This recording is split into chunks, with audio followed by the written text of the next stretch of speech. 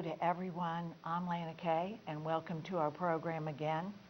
Hey, would you like to learn how you could live to be 90, 95, even 100 years old?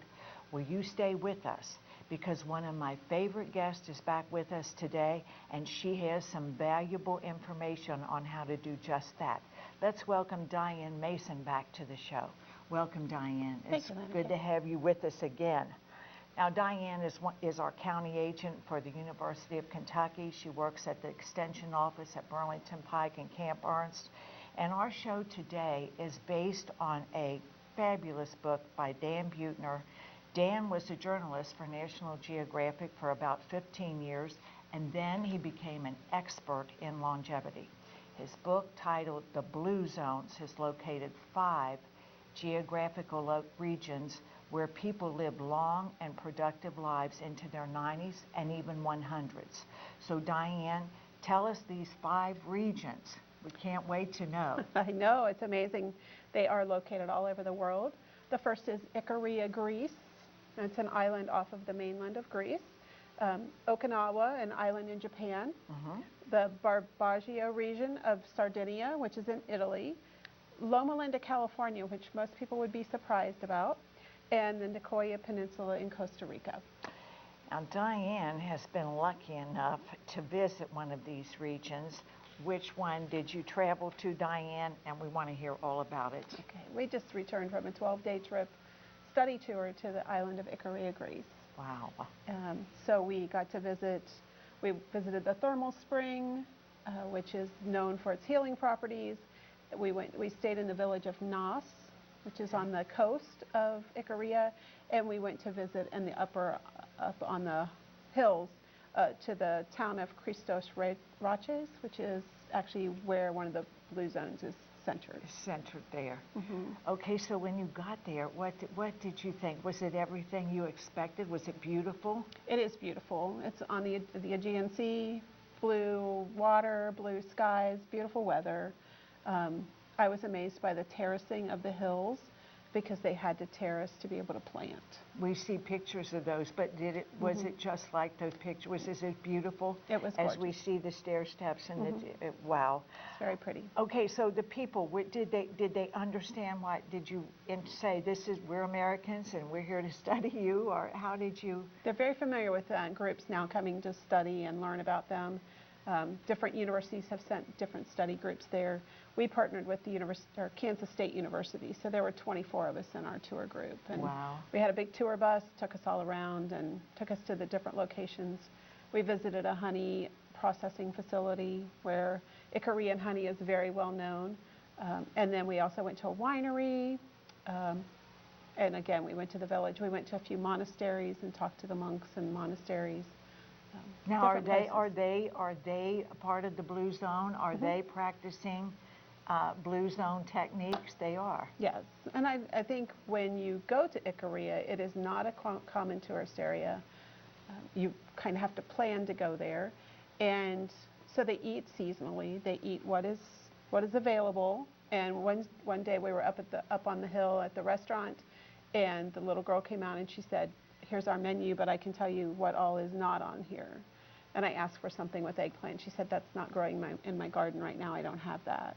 So she did go through and tell us what we could have. But Diane, how can they produce enough to host a whole restaurant from their garden? I mean, are the gardens that extensive that they could serve? I mean, just your tour would have 24 people, just your tour. Right, but it's all about family and friends and taking care of one another. So everybody kind of helps at the restaurant with the restaurant food. They will contribute. In the food, I'm sure that the restaurant, where we stayed at Thea's Inn, and she would buy from the locals around because she didn't have enough in her garden to supply the entire restaurant area.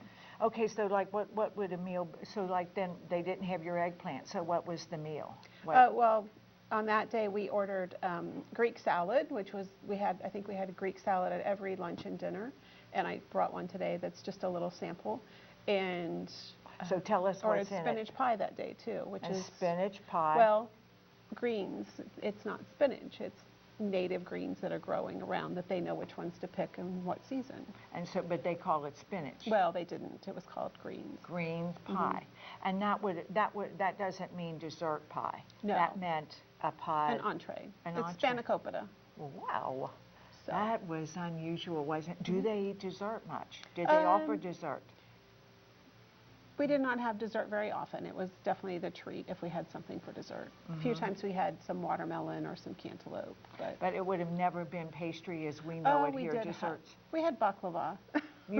I forgot, that is Greek, sure. And that is, was it even more delicious than here? It's always yummy. It no is matter where. always yummy. The phyllo leaves, the honey, and I'm not sure nuts, and I've had it, and it's wonderful. Very good. Okay, so Diane has made a salad today, and as we'll go into the other zones in a minute, but we know that most of the people in the 5 regions are following the Mediterranean diet. Well, they're following a plant-based diet. Okay, plant-based diet. Which the Mediterranean diet really is focused on. Yes. Yeah, so Diane, it's a beautiful salad that she's just made up just for the show. And so it's olives, help me Diane, feta cheese on top, and then green pepper, onion, cucumber, and tomatoes. And then she's got some beautiful bread there, you know, which is always delicious with the salad. Olive oil, as you notice, we don't have any Thousand Island ranch, blue cheese. She has Thousand Island, I suppose, vinegar. Oil and vinegar. Wine vinegar. So, I mean, this is a real staple. Plants are the staple of these people. Some eat meat, but not a lot. There was not a lot of meat, mostly plants, beans, rice, or not rice, but grains of some type. We went up to Thea's garden, and there was amaranth growing. And I was kind of surprised to actually see the plant. It was kind of fun. Because amaranth flour is the only thing I'm really familiar with. But then I guess that's a grain, and then it's a seed, and we grind it and we make flour. desserts. Sort of flour, yeah, in place of flour, a better than flour. Well, just maybe. An addition to flour. Okay, very good. How about that? Well, now Diane, what else do you want to tell us about Icaria? Well, Icaria, very relaxed, and you just kind of go with the flow, and very narrow roads, but it all worked. But you also didn't just see a bunch of traffic. People were walking. People stopped and talked. People enjoyed visiting. Just a whole different lifestyle. I bet now after you were there pretty long, when you came back from, it doesn't take long. I know I came back just from Florida once in the winter, and when I got off the plane, I thought, my God, it's cold here. I mean, just in no time, I was just gone 2 weeks, but now you were gone like 2 weeks. We were gone 12 days. Okay, 12 days. Then when you came back, did you notice kind of a jarring? Or were you just used to it? I just went. It wasn't long I had to enough. be at work on Monday morning. Okay, it wasn't really long enough for you to really get involved with that. Okay, while these regions are not close geographically, these 5 regions, they have common qualities that contribute to the longevity. So Dan Buettner came up with, again, 9 lessons. And so these characteristics, Diane, let's talk about some of them that are common to all 9 regions. And Diane, help me start here. I think, and I saw this in Icaria, and it's common in all of the areas, is move naturally. And if you live on a hillside, you're naturally going to go up and down the hill. And a lot of these have some type of elevation. They don't all, but some do. And so get up and move. You don't have to drive everywhere. You don't have to use your automatic garage door opener. You don't have to use a riding lawnmower. Some of those things we could adopt to just get out and do things. Get out and garden, get out and enjoy a walk in the neighborhood. So while they're physically active, it's not necessarily the gym or, go, power walk. No. They're just moving. That's what you noticed. And more walking than, many walking along, talking, leisure. And in Okinawa, it says they don't have a lot of furniture, so they sit on the floor. They're up just and getting down and up off the floor is physical activity that's very valuable. Yes. So, Okay, and what else did we learn from these 9 zones? the second item on his list is purpose. And everybody needs to have a purpose in life. You need to have a reason to get out of bed, is what I call it. Yes. So in Japan, they call it Ikigai. And in Ikaria, they just know that what's going to make you happy. And if it's not going to make you happy, don't sweat it. Don't do it. Wouldn't that be great? Wouldn't that be wonderful if It we would could do be that? great, yes. So love what you do. Enjoy every minute of it. If you don't like it, figure out why you don't like it and move on. So, another thing is reduce the stress in your life. Take a nap. That's what Icarians did. Some people go to church or pray. Some people meditate. But how can you reduce the amount of stress in your life? They stop the daily activity and practice something where they just stop. And I know we just don't do that here. We just don't do that. It really isn't built into our daily routine. Right, like theirs. You have and to it is focus on theirs, that. yes. And it is their routine. So, and the other one I like is the 80% rule. And I don't know how to figure this one out myself, but you stop eating when you're 80% full.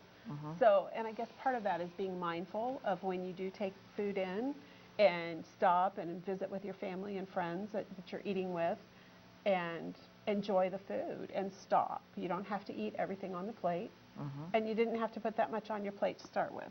Right. So.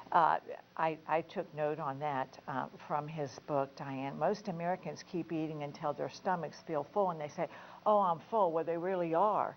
But in the blue zones, it's not full. They just think, I'm no longer hungry, because they went slowly. Diane, where did you go? To talk about your trip. They're leisurely, and then suddenly they just feel like, I'm not hungry. And I think a lot of times I've seen people woof it down a lot more, and they are in a hurry. I mean, they're not taking that nap. They're not taking that leisure time, and so they've got to get it in, and that's really a shame. And how many of us eat in the car and we get home and we don't even know we ate? And it's the it's the bag next to us that we are just, mindlessly eating. True. So another one is the plant slant, which we mentioned, is fill most of your plate with plant-based items and put the meat as the lesser. A small amount of meat. But beans are good for you. Beans, and rice, they contain grains. protein, you know that. Yes. So just kind of look at the plate and see how much food you have on it. And then wine. And wine was served every lunch and dinner in Ikaria. Red and white, it didn't matter. Every meal. Every lunch and dinner. Every lunch and dinner, not breakfast. Okay. But it was... Like how much wine? I mean... But, a small amount of wine, but enjoy it. They sipped it along with, okay. But it was the normal part of life. It wasn't that I felt I had to go out and drink every night. So that... Right. There's a big difference in that, sure. But if you don't drink, don't start. It's not... The health benefits aren't there. If you don't already consume wine, you shouldn't start drinking because you think, okay, now we're trying for longevity. If you don't worry about it. If you do, sip it, and not a great big amount. 5 ounces, I think, is considered a good portion. That's great news. Great. And then another item on Dan Buettner's list is belong socially. And social interaction has been shown to be so important to healthy lifestyle. Much more than we thought. So, and he ties that kind of with right tribe. He calls it right tribe. Find people you like. Find people that have the same habits that you, not the same habits, but who promote your healthy habits. If you look around at all of your friends and they're out in the bar and that's not your lifestyle, maybe you need find to get new some different friends. I agree. Join a club. I know you're involved in several clubs locally. That's your social outlet. Well, and Sardinians, they finish their day at the local bar where they meet with friends. And you mentioned the Okinawans. Is it Moais? They're M-O-A-I-S they have? Okay, these are groups of people that stick together for their entire lives. They have their mutual support networks. They meet for their entire lives. And now studies prove, and this we can do here, even if your spouse has passed away or you're divorced or you don't have a spouse, studies have proved that the most ties that you have, that means friends, relatives, club membership, volunteering, the higher social connectedness lead to greater longevity and happiness. So, you know, if you're alone, get out there, volunteer, you know, as seniors come into this retirement, that is so great. You know, you're helping and you're meeting new people. So and around our area, there's so many places to volunteer. That need help. Any type of interest you have, sewing, cooking, crafting. Yes, cleaning out the dog Diane cages. leads many great programs at the Extension office to come and partake in, you know, that are interesting and, you know, very life, you know, enhancing. You do. I mean, I've seen those in the flyers. Okay, Diane, what else have we got? And then I think his last one is loved ones first. And that really promotes family. And the one woman we met, I think she was 96, the first thing she did when we walked into her house, she had pie for us, greens, pie, spanakopita for us. That was Now, her in way that of being pie, social. Okay. And then she looked up on the wall, she pointed up to the wall and showed us all of her children. And I believe she had either 6 or 8. And she told us what each one was doing and how successful they all had been. So that was very important to her. And her grandkids lived across the way and came and saw her every day and came and ate with her. Now see, this is so enlightening, because many times when our people get older, it's, you know, they go to the home where they don't know. I mean, you go visit, but that personal connection where they come over, that is so great. And we should really think more about that in this country. And they revere them. They know you have way more wisdom than I do. You've lived a lot longer. You've been through it all. They revere, where we're like, well, you know, you're old. What do you know? You know? And it's a whole different psychology. So I think that's a wonderful thing. I just don't have time for you because Right, I'm so busy because doing all I'm the other so things. busy and you've gotten old on me. Yeah. So, and is that about the end of the, engagement in spirituality. What did you find there? You said they went somewhere in church. Most of it's Greek Orthodox in Greece, and there were churches everywhere, small churches, large, everywhere. There were more churches I don't remember how many churches they told us for the population, but it was an amazing ratio. Wow, so they were very connected. Old churches that were Beautiful. very much taken care of and revered. Beautiful. I imagine beautiful. The Greek icons, statue and Greek. Oh wow! Greek Orthodox is more icon. Very, very interesting. Okay, so well, we've got, you know, the life purpose, calorie intake, plant-based diet, moderate alcohol. It says moderate. You know, we talked about that. So, well, Diane, I'm looking at this clock and it's getting toward the end. Is there anything that you can think of that we, you know, can enhance our longevity? You know, I am going to read something here that I just to fill in a little bit, to give you a little something to think about. At the very end of his book, he says, I know that our bones will soften and our arteries will harden. Our hearing will dull and our vision will fade.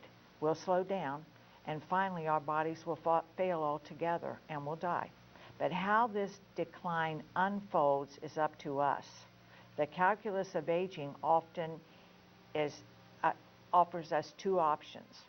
We can live a shorter life with more years of disability, or we can live the longest possible life with the fewest bad years. That's the goal, because no one knows really how long we can make it, but we can make it feeling better till we don't make it anymore. And I think that's the key. And I think that's the key, and I love that at the end, because you know, I would only want to be there if I felt like the people you met. And these are my children, and I'm still happy, and people are visiting. That's the only way I would want personally to be here. You know, just to make it to 100, and you know, it's a terrible 100. Still be getting around. Right. Forget it. So, Diane, anything else that you can think of? I think that we can, and Dan Buettner has been working on different places in America to help them convert to blue zones. And I think that we can all adopt some of the very basic principles in very easy ways. You know, we can put the vegetables and fruits in the refrigerator where we see them all the time, and put a fruit bowl on the counter. We can go for a walk around the neighborhood and meet our neighbors. What a concept. Um, Florence, I know, has a lot of walking trails that they have mapped. That's that true. are up and down the streets, and they tell do. you how far it is. Yes. That's easy. And that's a Those good are thing. easy things to do. And those are good things and easy. You're right, Diane. Well, you've been listening to Diane Mason. Diane's contact information will follow. Diane, thank you for sharing ICARIA with us and the 9 blue zones of longevity. And remember, for so long, we thought that our longevity was based solely on our genes. Well, not so. The key to longevity is in our choices and lifestyle. So make the right choices for you and your health, and I'll see you at the Centenarian Ball in a few years. So remember, be happy, keep smiling. I'll see you soon.